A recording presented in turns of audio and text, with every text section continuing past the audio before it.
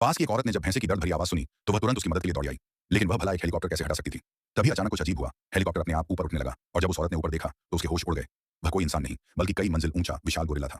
King Kong. औरत डर गई कि कहीं वह राक्षस उसे मार न दे, लेकिन कॉन्ग ने बस एक नजर उसकी तरफ देखा और शांतिपूर्वक चला गया।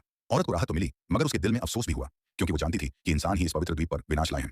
कुछ घंटे पहले एक खोजी दल एक्सपीडिशन टीम इस रहस्यमयी जगह स्कल आइलैंड पर पहुंचा था। उन्होंने कहा तो था कि वे शोध करने आए हैं, लेकिन असल में वे यहाँ बम गिरा रहे थे ताकि इस द्वीप की सतह के नीचे क्या है ये जान सकें। इंसानों की यह हरकत जल्दी ही द्वीप के राजा को नाराज कर देती है। वह था किंग कॉन्ग। कॉन्ग ने गुस्से में जोरदार दहाड़ लगाई, मानो कह रहा हो, यह मेरा इलाका है, यहाँ से चले जाओ। लेकिन सेना ने उसकी चेतावनी को नजरअंदाज किया। आसमान में हेलीकॉप्टरों की भीड़ छा गई, हर तरफ से बम और गोलियां बरसने लगी। कॉन्ग समझ गया ये लोग उसे मारना चाहते हैं। फिर उसने भी किसी को नहीं छोड़ा। हेलीकॉप्टर एक एक कर उसके हाथों चकनाचूर हो गए। सेना के कमांडर को बहुत गुस्सा आया। उसने कई सैनिक खो दिए थे और अब उसका लक्ष्य सिर्फ एक था, कॉन्ग की मौत। इसी बीच वैज्ञानिकों का दल जंगल में एक विशाल पानी भैंसे से मिला, जो किसी छोटी पहाड़ी जितना बड़ा था। कुछ सैनिक उसे मारना चाहते थे, लेकिन वैज्ञानिक ने उन्हें रोका।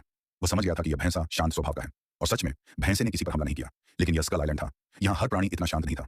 जल्द ही सैनिकों का सामना हुआ एक विशाल मकड़ी से, जिसकी टांगें बांस के डंडों जैसी थी। मकड़ी ने एक सैनिक को आर पार भेद दिया। बाकियों ने पूरी ताकत से हमला किया और बहुत मुश्किल से उसे मारा। अब कमांडर का गुस्सा और भी बढ़ गया। उधर जंगल के दूसरे हिस्से में कौन घायल अवस्था में पानी पी रहा था। अचानक उसने पानी में कुछ महसूस किया।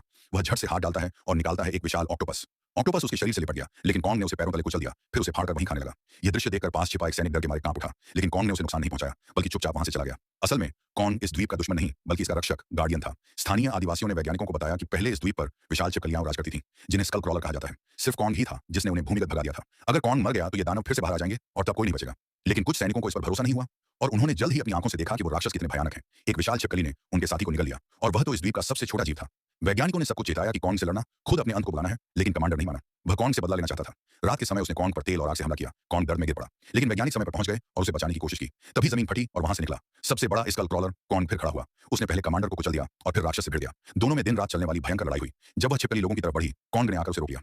दोनों में जानलेवा टक्कर हुई। कॉन्ग ने पेड़ को हथियार बनाया, छिपकली ने उसके गले पर दांत गड़ा दिए। लड़ाई जारी रही। कॉन्ग फंस गया, लेकिन तभी इंसान उसकी मदद को आ गए। उन्होंने राक्षस पर गोलीबारी की। कॉन्ग ने मौका पाकर लोहे की जंजीरें उठाई और उनसे उस दानव का गला कस दिया।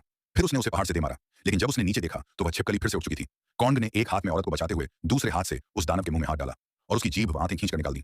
राक्षस वहीं ढेर हो गया। कॉन्ग ने अपनी हथेली खोली और देखा कि वह औरत अब भी जिंदा थी। वह उसे प्यार से जमीन पर रखता है और बिना कुछ कहे शांत भाव से वहां से चला जाता है। इंसान उसे रोकना चाहते थे, लेकिन कॉन्ग की नजरें कह रही थी, धन्यवाद की जरूरत नहीं, बस इस द्वीप को शांति से रहने दो।